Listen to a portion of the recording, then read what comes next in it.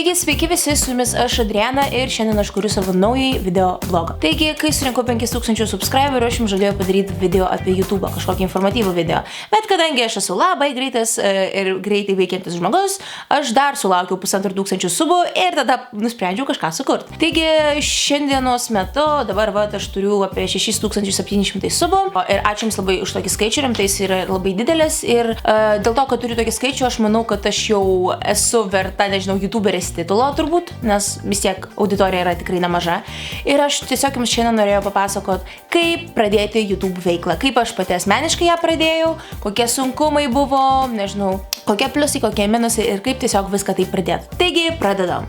Taigi, pirmas dalykas, apie ką aš kalbėsiu, tai kaip tapti YouTuberiu. Taigi, visų pirma, ką aš jums noriu pasakyti, tai jeigu jūs dar esat neadekvačiai mąstantis asmuo, jeigu jūs dar savęs nelaikot pilnai suaugusiu, nedarykit video, nereikia gadinti ir teršti lietuviško YouTube'o, nes jis yra ir taip apmiręs visas. Tai va, aš pasidalinsiu šiandien su jumis savo asmenišką patirtimi, kaip aš pradėjau, ką aš naudoju ir panašiai.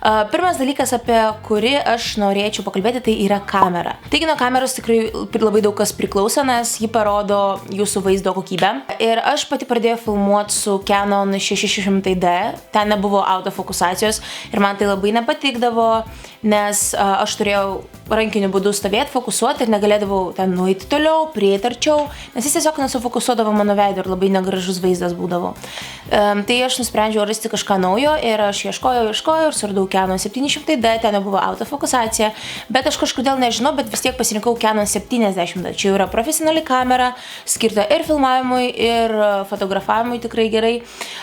Ir ten čia jau yra autofokusacija, galite patys pamatyti, kad taip jūs... Va, tiesiog jūs matot visą vaizdą, kad kaip aš nesėdėčiau, ji vis tiek fokusuoja viską. Tai va, jeigu jums patiko filmuoti ir jūs labai gerai jaučiatės kalbėdami prieš kamerą, galite jau galvoti apie pačios kameros įsigijimą, profesionalios kameros. Tai va, aš asmeniškai galiu pasakyti, kad galite filmuoti ir muilinę kamerą, tikrai nėra būtina turėti profesionalios kameros, bet vis tiek, patys žinot, kad žiūrovams tikrai daug daugiau patiks ir pritrauks jūsų video su geru vaizdu. Antras dalykas, apie ką aš norėčiau pakalbėti, tai yra mikrofonas. Nes mikrofonas yra vienas svarbiausių videoblogingo dalių.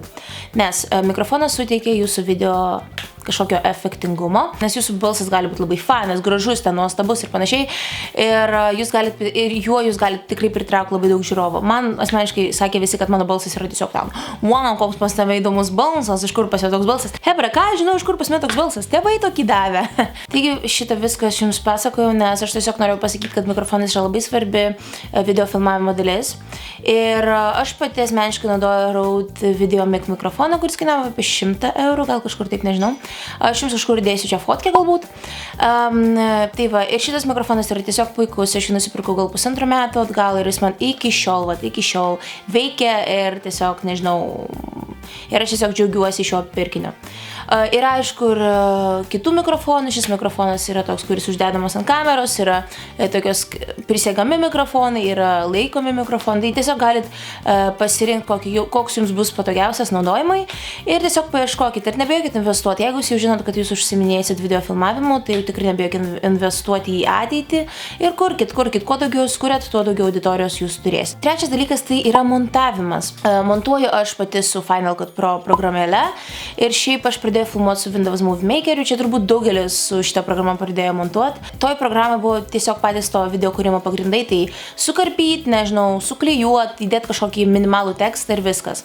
Vėliau aš perėjau prie Sony Vegas, kuriuo aš naudojusi labai mažai laiko. Vėliau buvo iMovie, kada man jau nupirko MacBooką ir ten irgi buvo kūrimo kažkokie irgi pagrindai. Aišku, ten buvo daug sklandžiau vyko darbas ir naudotis buvo tikrai labai lengva, bet visgi aš atradau Final Cut Pro, kuri yra mokama, bet irgi investuoti į ateitį galima, nes aš žinojau kažkodėl, kad aš kursiu video, įsigijau tą programėlę ir dabar puikiai ir super naudojuosi. Ir ketvirtas dalykas, tai yra idėja. Idėja yra labai svarbus dalykas ir turbūt pati svarbiausia dalis video filmavime, nes su ją jūs galite pritraukti labai daug auditorijos. Taigi šioje vietoje pas mane susigadino garsas ir aš tiesiog čia pasakojau, kad jūs turit surasti kažką tokio, ko dar nematė Lietuva. Pavyzdžiui, padarykit kažkokį video, kuris gali būti viral, tiesiog kažkokią naują idėją, kurios dar niekas nematė ir jūsų video tikrai taps populiarus.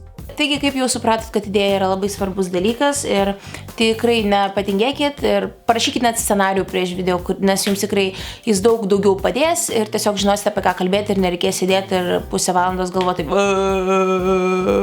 Ir jeigu jūs negalite skirti pinigų iš karto kažkokiai aparatūrai ir tiesiog įrangai video filmavimo, paskolinkit pas draugus rimtai. Nu, viskas nuo to ir prasideda, kad kažkas pas kažką skolinasi ir vėliau, nežinau, galite už šokoladuką paskolinti kamerą, nufilmuoti video, jam grąžinti ir draugų bus malonu ir jums bus malonu, kad jūs padarėt kažką naujo ir nufilmavo. Tikiuosi, jums patiko bent kažkiek, kaip aš pasakoju apie YouTube'ą, daugmaž kokius patarimus jums daviau ir panašiai. Ir dabar aš atsakysiu į keletą klausimų, kuriuos jūs man uždavėt, nes aš jūsų paprašiau savo Facebook puslapyje, savo Facebook anketoje.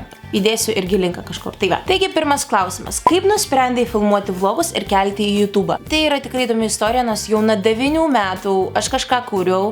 Aš man nupirko pirmą kompiuterį, kuriame buvo tokia kamera, šūdina atsiprašant, 0,3 megapikselio ir man labai patikdavo. Ir aš tiesiog buvau nudžiugus, nes čia buvo man kažkoks stebuklas, nes kompiuteriu jau atsirado kamera, aš galėjau kažką filmuoti. Ir aš pamenu, aš įjungiau programėlę filmavimo, nufilmavau ir aš galvoju, damn, aš tokia kieta jaučiuosi, kad eik tu sau. Ir laikui bėgant aš supratau, kad video kūrimas man tikrai labai patinka. Aš tiesiog nusprendžiau nufilmuoti pirmąjį video. Taigi aš nufilmavau video lietuvių kalboje, bet aš bijau jį įkelti, dėl to nekėliau. Čia buvo turbūt 2012 metai. Vėliau aš pradėjau kurti anglų, rusų ir dabar lietuvių kalbomis. Tai va, kurti lietuvių kalbą man patinka daugiausiai, nežinau kodėl, bet tiesiog man labai patinka ir va, aš tęsiu savo kūrimą tik lietuvių kalba. Aha, gerai, antras klausimas. Ar buvo kilęs noras nebekurti video? Čia be abejo galiu pasakyti, kad tai buvo tikrai ir ne kartą. Nes aš pamenu, aš sulaukiau kažkiek heito po video apie Facebooką, nes man visi sakė, kad ką tu čia nusišneki, bla bla bla ir panašiai.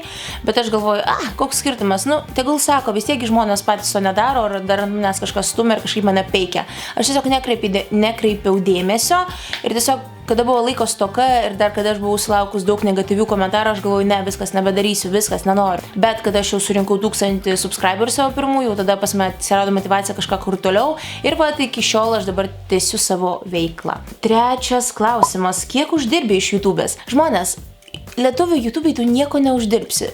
Daugelis žmonių klausė mane šito klausimo, bet aš per praeitą mėnesį jau turėdama 150 000 peržiūrų uždirbau 6 eurus. Taip, čia yra irgi pinigai, bet jūs pagalvokit, kad kiek galima iš tiek peržiūrų uždirbti, nežinau, užsienyje. Tai va, iš lietuvių YouTube'ės tikrai nieko neuždirbsi ir aš, pavyzdžiui, darau video ne dėl pinigų, aš darau tik dėl jūsų, nes man patinka reikšti savo nuomonę, reikšti savo mintis ir rodyti tiesiog kažką jums, kad, nežinau, praskaidintų jūsų dieną. Pinigai man tikrai nėra svarbu ir aš taip patogia, ką man tie pinigai? Tai va. Kitas klausimas, ar tikėjai, kad tu taip greitai pasieksi 6000 plus subscriberių, tipo daugiau nei 6000? Tiesą sakant, tikrai nesitikėjau. Man buvo kažkoks šokas, nes viskas pradėjo augti labai sparčiai nuo 1000 subscriberių. Ir aš tiesiog labai nustebėjau, kad kodėl žmonės manimi domisi. Ką aš tokio darau, kad žmonės manim tiesiog domisi. Ir pasirodo, kad aš nesu, nežinau, nuobodus žmogus, tai va, ir dėl to ir taip. Ir aš tikrai negalvoju, kad taip greitai surinksiu tokį skaičių, nes labai greitai auga ir labai džiugu ir labai malonu, kad jūs mane sekat. Ir tikrai dalinkitės mano video, jeigu jums patinka, su savo draugais ir tiesiog sparčiai auginam savo auditoriją. Taigi, kitas klausimas. Ar ilgai sėdi ir galvoji, kad kažką gero sumąstytum, ar geros idėjos pačios taigi į galvą ateina? Dažniausiai idėjos man į galvą ateina naktį. Nežinau kodėl, tiesiog naktį. Ir aš tada užsirašau ir vėliau po truputį kiekvieną dieną aš bandau kažką pridėti, kažkaip patobulinti. Čia kaip scenarius tiesiog išeina ir aš tą scenarijų kažkaip rašau, kažką dar rašau, kažkokią idėją, kažkokią frazę ir panašiai tai va.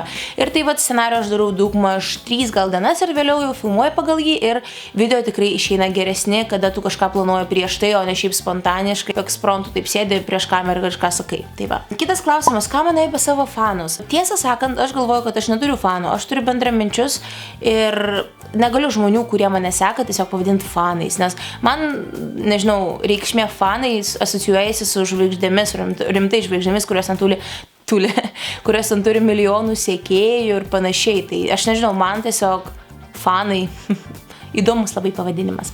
Kitas klausimas, ar svajoji kažkada turėti 1 milijoną prenumeratorių? O kas nesvajoja? Aišku, kad svajoju, aišku, kad noriu, bet aš žinau, kad Lietuvoje šito aš nepasieksiu, nebent išvažiuosiu kažkur studijuoti ir pradėsiu kurti kitą kalbą video. Gal tada ir kažką pasieksiu, bet kol kas žinau, kad neįmanoma. 100 000 tai taip, čia vat realus dalykas, bet milijonas tai tikrai ne, bet aišku, kad noriu. Kitas klausimas, kiek laiko užtrunka padaryti vieną video? Asmeniškai pagal mano patirtį, filmuoti kažkur užtrunka gal valandą, gal 2 daugmaž, o vėliau jau montavimas apie 3-5 valandas, čia labai priklauso nuo video.